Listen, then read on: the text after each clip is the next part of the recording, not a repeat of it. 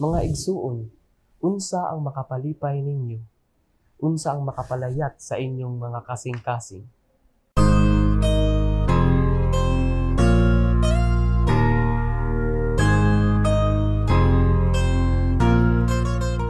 Maayong adlaw sa tanan. Ako si Jeremiah Gandiongco, usa ka seminarista sa atong Archdiocese nga kasamtangang estudyante sa UST Central Seminary. Ania na usab kita sa atong inadlaw nga palandong, ang pamalandong sa pulong. Mga igsuon, unsa ang makapalipay ninyo? Unsa ang makapalayat sa inyong mga kasing-kasing? Siguro daghan ng mga butang o panghitabo o tawo nga bitumaw sa inyong mga huna-huna.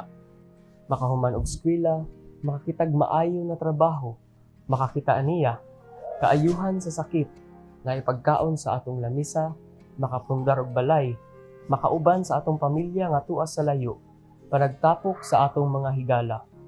Naapoy mga kalipay nga ginagmay lang, makakaon sa atong paboritong sudan, makahigop og init nga kape sa bugnaw nga panahon, ug uban pa.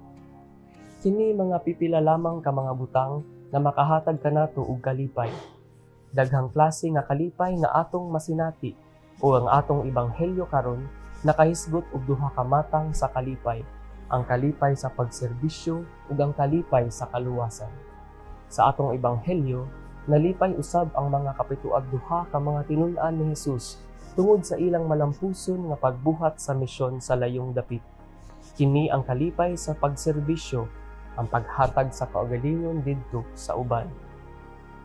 Base sa usa ka research, tali sa naghatag ug sa gihatagan, mas taas daw ang nasinati nga kalipay sa naghatag kung itandi adtong gihatagan.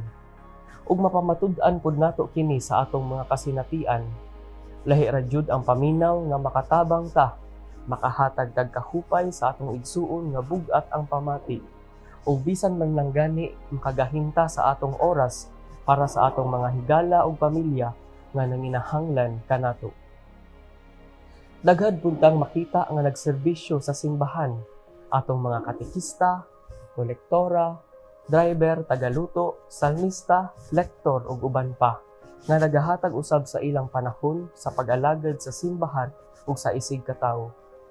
Matud pa sa ilang giingon, ang oras kuno kung atong ihatag, dili na gayud kini mabawi pa.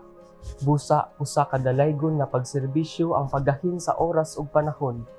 Kini ang kalipay sa pagserbisyo. Ang ikaduhang matang sa kalipay nga gisgutan sa atong ebanghelyo mao ang kalipay sa kaluwasan. Human mag-ingon ang mga tinun-an sa ilang mga nabuhat, giingnan sila ni Hesus na dili nila ikalipay nga ang Espiritu nagpailalom nga masinugtanon kanila. Apan ikalipay hinuon nila kay ang ilang mga ngalan nahisulat na ngadto sa langit.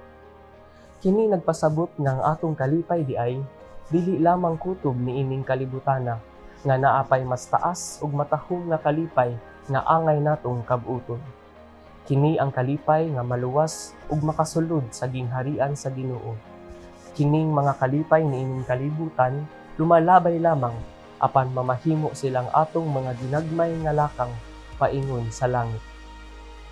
Dili man sayop ang ikalipay nato kung unsa ang naa kanato karon, apan sa atong pagpaningkamot niining mga butanga nagpaluyo unta niini ang kalipay nga mahilangit. Dili unta kita mohunong lamang ug makontento sa kalibutanong mga ganti, apan mamahimo untang hinungdan sa atong dakong kalipay ang mga ganti nga atua sa langit.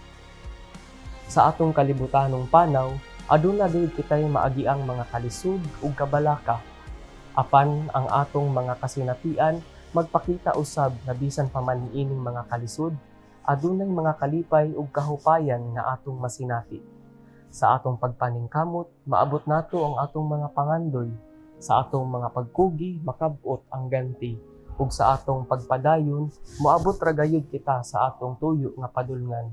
Ug kining mga butanga, makapalipay kanato. Ang atong paghinaot ug pag-ampo, nga ang atong mga kalipay karon, mamahimong hinungdan sa atong pagsulod sa langit, diin tua ang hingpit nga kalipay. Busa, mangutana ko pag-usab. Igsuon, unsa ang makapalipay nimo?